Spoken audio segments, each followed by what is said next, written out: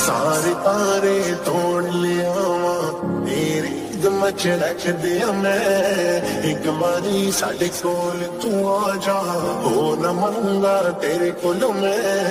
हंजुओं विच डोबना सानू अपनी अखियां च रख ले तेरे दिल विच मैं हुण रहना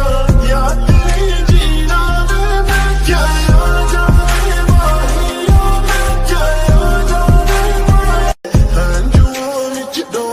सानू अपनी अखियां च रख ले तेरे दिल विच मैं हुण